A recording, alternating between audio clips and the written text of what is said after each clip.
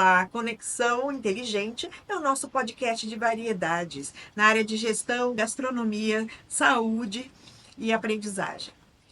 Meu nome é Adriana Calvo e hoje nosso convidado é o docente da Faculdade Senac, André Lourenço. Olá, André, tudo bem? Olá, Adriana, agradeço o convite. Espero contribuir aqui nesse nosso bate-papo. Eu que agradeço a sua disponibilidade de estar conosco. Gostaria que você falasse um pouco da sua formação profissional para a gente te conhecer um pouco melhor. Sim. A minha formação profissional, então, começou com uma graduação, né, no curso tecnólogo em gastronomia, né? E ali fiz algumas especializações na área da confeitaria, que é a minha área de atuação. Atuo em outras áreas da gastronomia, em alguns cursos, cursos rápidos, cursos técnicos, né? Mas a minha especialidade aqui da minha formação é a confeitaria. E na instituição atuo como docente. Também já gravei várias videoaulas para os cursos da Web TV Senac e atualmente sou treinador das competições Senac. E fala um pouquinho dessas competições, né, desses treinamentos. É só a nível nacional ou internacional também?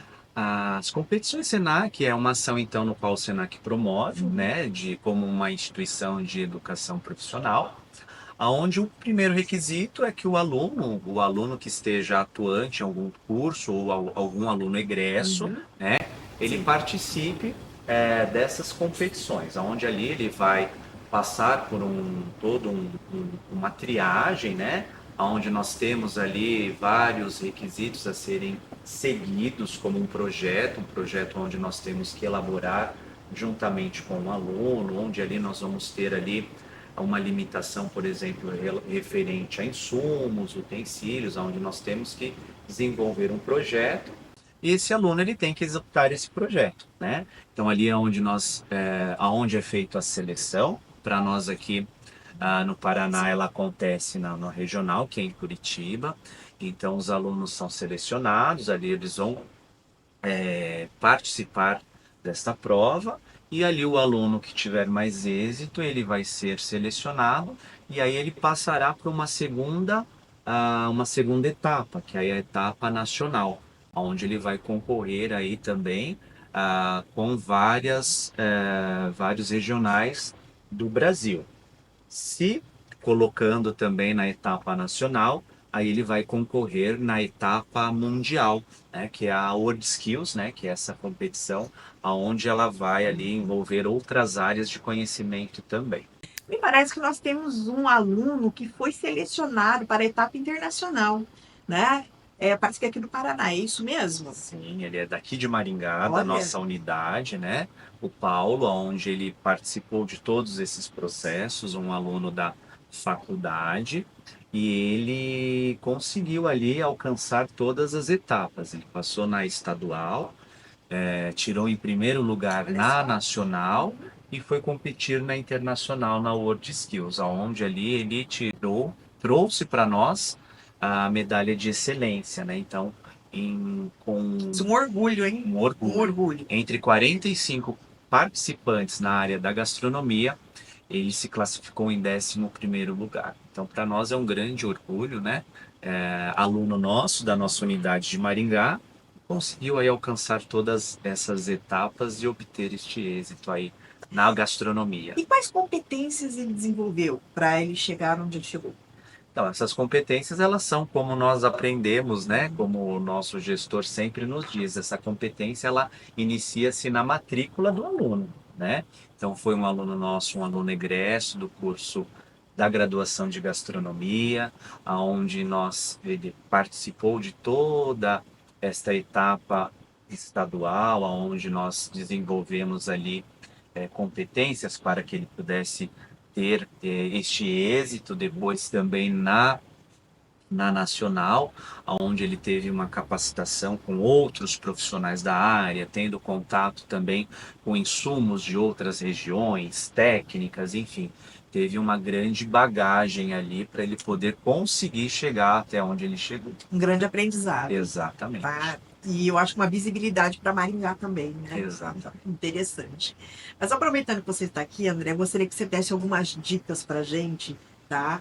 Na sua área de confeitaria. Não posso deixar de aproveitar e pedir isso para você. Sim, a minha área de atuação, né, maior é a área da confeitaria. Poderia aqui, nós temos a área da confeitaria, é uma área muito vasta, né, onde nós temos vários preparos, várias técnicas, mas em específico gostaria de trazer então para vocês um preparo que geralmente acho que todo mundo conhece, todo mundo consome, né, que são as tortas, as tortinhas, né, que para nós, dentro da confeitaria, nós temos uma base, né? Nós temos uma técnica, né? Falar um pouquinho então sobre as massas quebradiças, né? Sim, Massas quebradiças essas que popularmente nós conhecemos como massa podre, né? Podre por quê? Justamente pela textura que ela tem, né? Aquela sim. textura esfarelenta, né? Porém, nós temos que entender quando o aluno ele vem procurando essa capacitação profissional, ele vai aprender não somente as técnicas, mas também aprender ali a característica e a função de cada ingrediente, né, neste processo. André, a cada massa ela tem, a base dela é a mesma ou ela tem características diferentes? Sim, nós temos características diferentes. A base, nós sabemos que geralmente a base ela pode se caracterizar por um ingrediente. No caso, as massas quebradiças, ela se caracteriza pelas gorduras, né? Mas como eu disse, é importante a gente entender os tipos de gordura, qual a gordura, porque nós temos aí uma variedade grande, gorduras de origem animal, gorduras de origem vegetal, gorduras sólidas, gorduras líquidas, né? Então, no caso, as massas quebradiças, ela tem essa característica de ter como base, como ingrediente principal, as gorduras. Sim. Quais as dicas você poderia nos dar, então, né? Quais os tipos de gordura que nós poderíamos procurar para, né, para fazer essas massas? Geralmente nós utilizamos gorduras que nós temos ali no nosso contato no dia a dia, né? Manteiga, margarina. Mas é importante a gente entender que nem toda margarina, no caso, se a gente for utilizar este insumo, que é um insumo de origem vegetal, não é toda a margarina que nós podemos utilizar, por exemplo, para fazer uma torta, uma tortinha de morango, uma tortinha de limão. Geralmente nós temos que utilizar um insumo específico que tenha uma quantidade de gordura para que essa massa ela possa ter ali uma textura, ela não fique muito mole, na hora de assar ela tem aquela característica firme, mas ao mesmo tempo crocante ou esfarelenta. Dá muita diferença a margarina da manteiga? Margarina e manteiga, qual é o ponto básico de diferenciar uma outra? Primeiro é o sabor, né? Eu tomo muito como exemplo, um exemplo corriqueiro, básico, mas eu falo, quando nós vamos tomar o nosso café da manhã, que nós temos ali aquele pãozinho quentinho, né? Nós temos ali como opção uma manteiga e nós temos uma margarina. Geralmente nós escolhemos qual? A manteiga, A né? manteiga, Manteiga, muito mais justamente, saborosa, com certeza. exatamente. Então, Uhum. geralmente nós damos atenção à manteiga porque ela é muito mais saborosa. Porém, a manteiga nós temos que ter outras características que vão determinar o seu uso. Uma delas é o custo, né? Mas na textura, dá diferença a margarina da manteiga? Da diferença, porque a manteiga ela é um produto no qual, quando nós manipulamos, ela se liquefaz, ou seja, ela vai derreter com muita facilidade. Então, o que vai determinar utilizar a manteiga ou a margarina neste caso é o tempo de manipulação e o tempo dela de descanso em refrigeração, até essa manteiga se cristalizar e eu poder manipular, abrir da forma que eu queira dar para essa massa. Então tá a diferença. Além do sabor, também na manipulação ela difere. Então, Exatamente. uhum. Mas é importante também a gente saber um pouco da margarina, porque a margarina, sim, ela tem uma grande diferença em relação, por exemplo, à qualidade ou à especificação desse produto. Geralmente, margarina, nós achamos que tudo é margarina, né?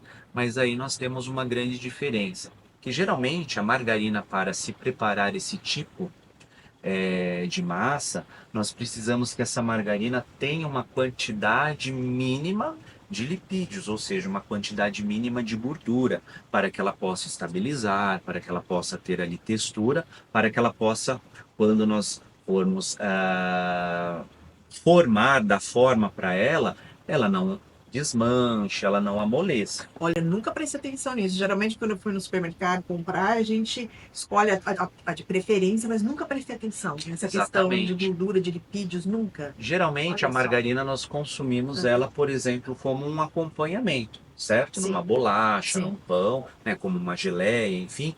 A margarina para acompanhar um preparo, uma bolacha, um pão, geralmente ela vai ter uma quantidade de lipídio bem inferior, Uhum. porque aí o fabricante ele vai o quê?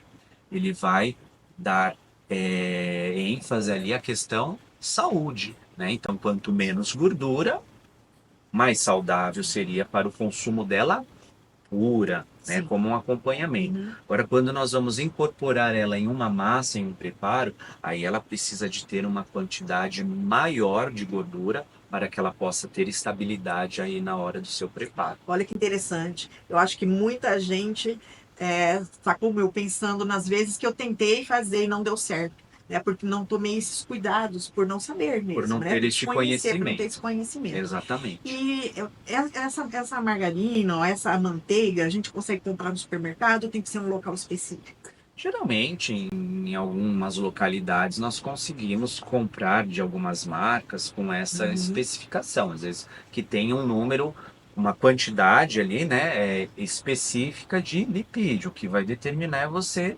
olhar no rótulo, tem tanto de gordura. Mas geralmente quando nós trabalhamos profissionalmente, nós utilizamos então insumos específicos para essa linha, que nós chamamos de linha profissional.